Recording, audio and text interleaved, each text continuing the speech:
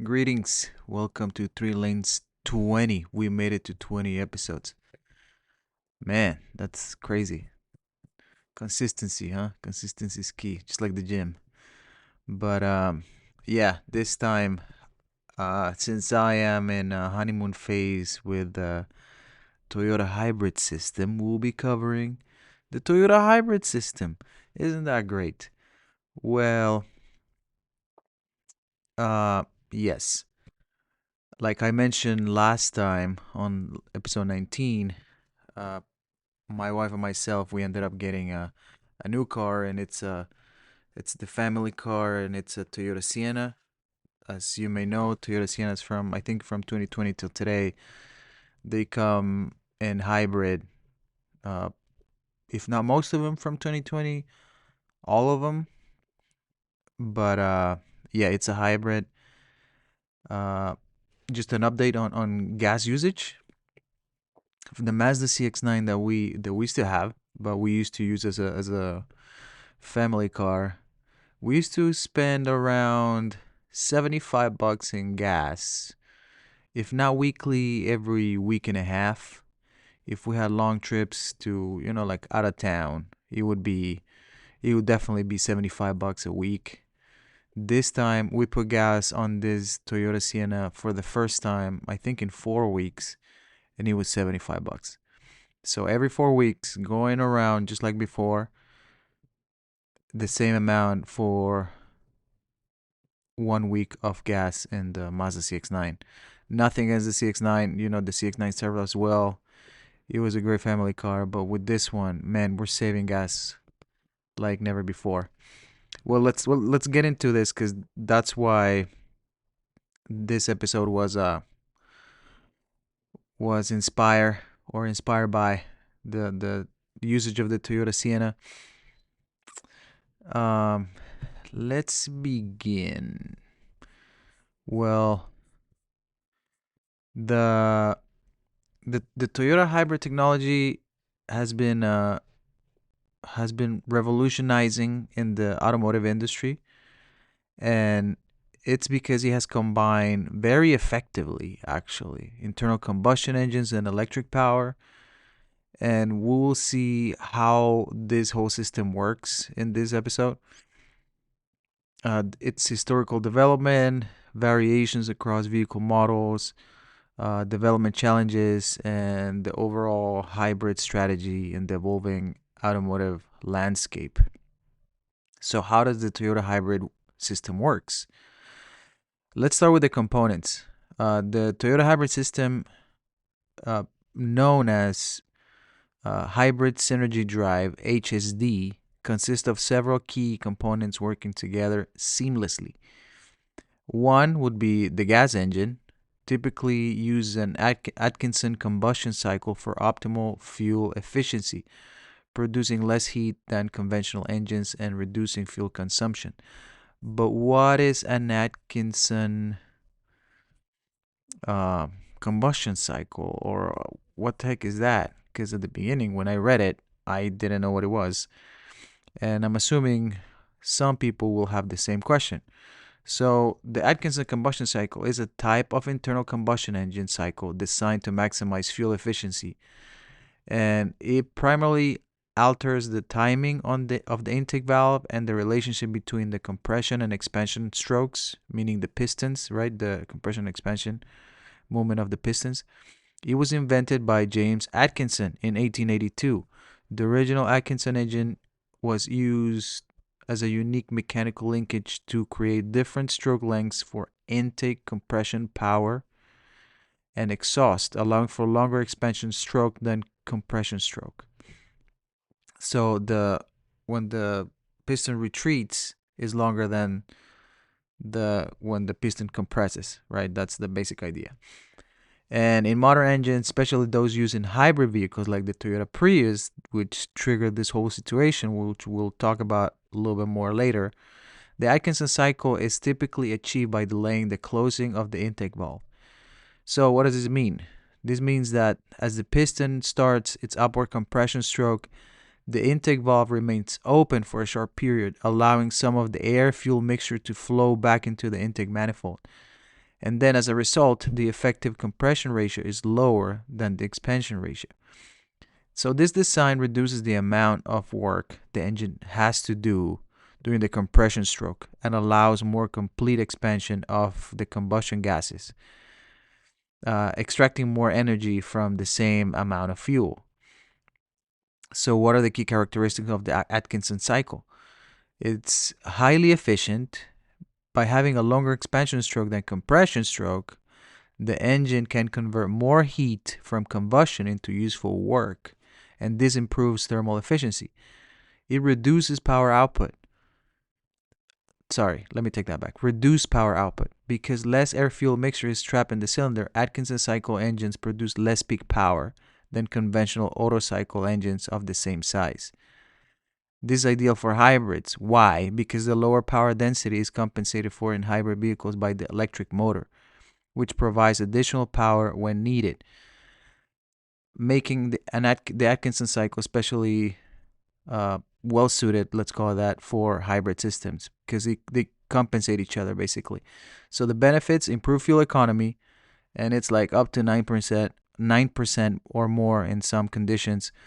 Lower emissions due to more complete combustion and reduced pumping losses. Some of the drawbacks are lower power output at low speeds, which is why pure Atkinson engines are rare in non-hybrid cars. Let's head back to our Toyota situation here. The second component from the HSD is electric motor slash generator. So Toyota hybrids contain either one or two motor generators, and they provide additional power during acceleration and function as generators during deceleration. Battery pack stores electrical energy and powers the electric motor, obviously. Toyota has used both nickel metal hydride, and lithium ion batteries in different models. Number 4, power control unit or PCU. This acts as the brain of the system, managing electricity flow between the battery, electric motor, and generator. Finally, planetary gear system. This is another interesting thing. A unique power split device that combines power from the gasoline engine and the electric motor, allowing seamless transition between power sources. This thing, I've been trying to understand it, and mainly not because I don't understand how gears work, but where it would be positioned in the car. And it's not because I haven't been able to grasp the idea, but more so because I haven't been able to go deep into how does this work. But the planetary gear system, think about it as like a solar system, pretty much, where each planet is a gear, and when they get close together, they work together. So there's always a smaller gear in the middle, which is called the sun gear, and then there's planet gears around it that are bigger, that when they couple, they produce the power. Really interesting. But again, I haven't had the chance to dig deep into this one, so I'll owe you an explanation on this one. The operation modes. Toyota's hybrid system operates in several distinct modes depending on driving conditions. So when we start at low speed driving, it typically begins with an electric only mode, and especially at low speeds under 25 miles per hour, it's mostly electric. This results in quieter emission-free driving when it's short distances, or you're driving through the neighborhood. That's one of the one of the goals that I've tried to kind of like game it. How do you say it? Gamifying the drive, taking the kids to school kind of thing. So I try to not try to go grandma slow, but I try to go kind of like 25, 27, so the car gives me just the electric power. I try to do all that drive with the electric motors, which increases the miles per gallon. So I'm trying to see what is the best average miles per gallon that I can get out of that car, and the car keeps track of it and it shows you on the dash. But right now, the Pacifica, no, it's the the Sienna. The Sienna supposedly is 36 miles per gallon, right? That's the advertised. But so far I've been able to get it to 33.3, and not just me, right? My wife also drives, but we've been able to get it to 33.3, but I haven't been able to make it higher than that. So we'll keep trying. I'll keep you updated. The normal acceleration and cruising. During normal acceleration, the system operates based on battery charge state and driver input. So as speed increases, the gas engine typically engages while the electric motor provides supplementary power. And during cruising, the system might switch between power sources using the electric motor on flat ground and the engine up for uphill sections. One of the things to note is that during normal driving, sometimes the car can feel like underpowered. Like if you're trying to take off the line and try to uh, get with traffic, like if it's a fast street and you want to keep up with everybody driving in it. I don't know if it's because I've been trying to drive too slow that I'm scared of like punching it, but at the same time, I don't know. It feels like the car it doesn't pick up speed as fast, or going uphill. It feels like it's kind of like struggling, going going uphill. But I don't know if it's I know it's the same system that the Land Cruiser uses, but I don't know if that's the same feeling that you get. I haven't been able to test drive that. But my assumption is that's why a lot of criticism came for the Land Cruiser, because it might feel underpowered because of the hybrid system compared to the Lexus that it's a natural aspirate, I believe, engine. That might be one of the complaints, and it might be up to Toyota to see if they want to add anything, to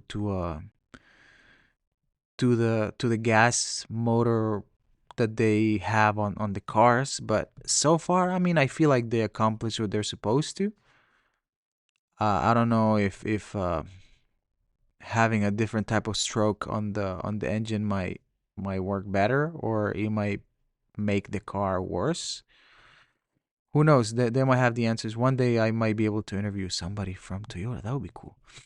But yeah, let's head back. I've been digressing a little too much today. Hard acceleration. When maximum power is needed, both the gas engine and the electric motor work at the same time. This is indicated on the dashboard when the tach needle moves from eco to power. So on the tachometer, you can see three different sections. It's split in three. The first one is EV at the very bottom, like low revs. Then when you go middle, it's eco. So, and there's a range where you maybe I'll take a photo of this and put it on my Instagram. But when you get to the eco section, that's kind of like gas saving. Sometimes you can get good miles per gallon, but a lot of times you can also go below the average. And when you're in power, that means like you're punching it, right? You're trying to go fast. So that's what this hard acceleration section refers to.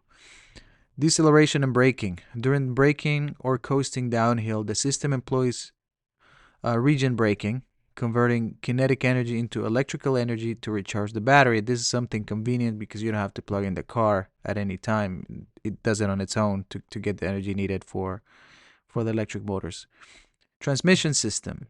Unlike conventional transmissions, Toyota's hybrid system uses an electronic continuously variable transmission, eCVT. This system doesn't use traditional belts and pulleys, but instead employs a planetary gear set, where one motor generator always drives the wheels. The other motor generator works with the engine to either charge the battery or add engine power to the wheels.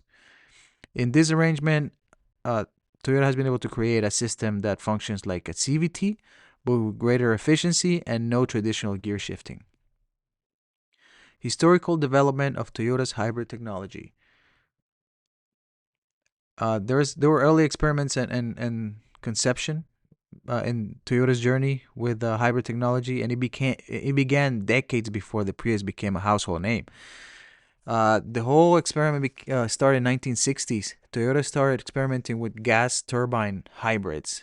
In 75 and 77, special prototype vehicles showcase early hybrid concepts, and the gas turbine hybrid project continued into the 80s, but was eventually deemed unfeasible. The G21 project and birth of the Prius, or Prius, like some people call it. The modern hybrid era at Toyota began in earnest in 1993. In summer 1993, Eiji Toyota urged the company to develop a new vision for cars for the 21st century. This initiative, codenamed G21 or Globe 21, aimed to create a car with double the fuel efficiency of conventional models. By the end of 1993, the team had outlined a concept for a compact yet roomy car with around 10 miles per gallon, or in this case, the units are like 20 kilometers per liter fuel efficiency. That's not horrible, right? I would have to do the math. I don't know. Let's do the math. No, I'm not going to do it. Let's keep going. A concept version of the Prius was shown in 1995, though with different hybrid technology than what eventually reached production.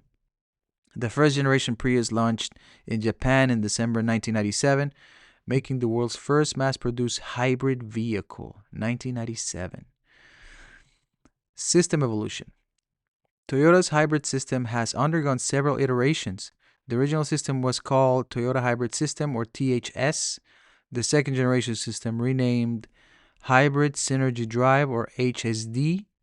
And this one debuted in 2004 with the redesigned Prius. Lexus models employ a version called Lexus Hybrid Drive. And recent developments include the high performance Hybrid Max system. This one delivers up to 320 horsepower in models like the Toyota Crown. So if you think the Toyota Crown is a slouch, not really. Variations across Toyota's vehicle lineup. The adaptation to different vehicle classes. So Toyota has successfully scaled its hybrid technology across various vehicle classes. The technology first appeared in the compact Prius, but has since expanded to pretty much everything that they have. The Camry has it, the Corolla has it, the RAV4 has it, the Lexus have it. The platform that debuted with the Prius provided the foundation for numerous other models. By 2025, Toyota offers hybrid version of most of its mainstream passenger vehicles. Facts, except I don't think the GR86 or, well, Corolla does offer it, but like Supra, obviously, like the sports cars are not gonna offer that, which I'm okay with. Let's see, visual identification. Toyota's hybrid models have distinct visual identifiers. From 2009 to recently, Toyota has used blue halo within its T badge on hybrid vehicles. So you see the Toyota logo. Within the logo, the lines within the logo are blue, and that tells you that it's a hybrid. This is being replaced with a blue dot next to letters identifying the type of electrified vehicle. So HEV for hybrid, PHEV for plug-in hybrid, BEV for battery electric. This change aligns with Toyota's Beyond Zero marketing campaign, emphasizing environmental goals. So some people criticize Toyota because they don't think that they're doing enough. But I mean, I feel like Toyota's moving more like slowly but surely, instead of like being drastically changing everything or all their product lines. I I don't I might be biased, but I sometimes I feel like that might be the move. Sometimes. Challenges and hurdles in hybrid development. Technical obstacles. Developing the hybrid system presented numerous technical challenges, increasing the longevity of high voltage batteries to match the lifespan of other vehicle components, creating a compact system that could fit within a standard engine bay, developing an effective power split device to seamlessly blend power from multiple sources. And early prototypes explore different approaches, including capacitors instead of batteries. But yeah, I think that's an issue with most electric cars. I think it has been, for the most part, solved, right? Because you see Teslas, very old Teslas, selling that for cheap, but not because the battery has lost a lot of um, the capacity. You can still charge them, and they hold, for the most part, most of the charge. So I think that issue has been solved for the most part.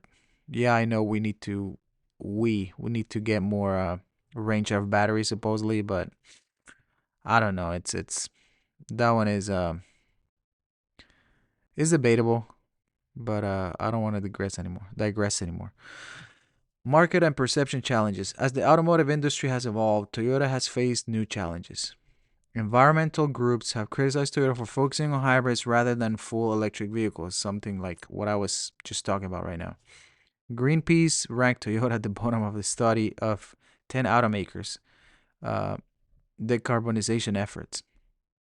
Some critics argue that a hybrid Toyota is not green technology, as it still relies on combustion engine. Yeah, I've heard people say that it might be the worst of both worlds, but I don't completely buy it. I don't know.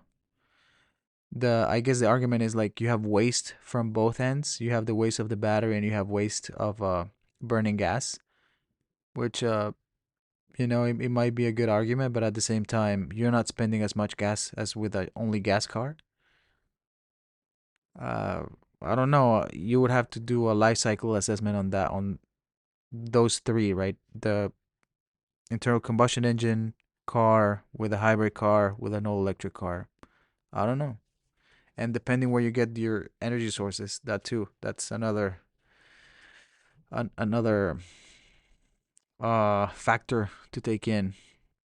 The company must balance its successful hybrid strategy with growing market and regulatory pressure for full electrification. Toyota's overall hybrid strategy.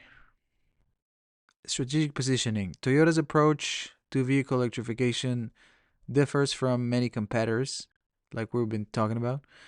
The company sees hybrids as a practical bridge between conventional and fully electric vehicles.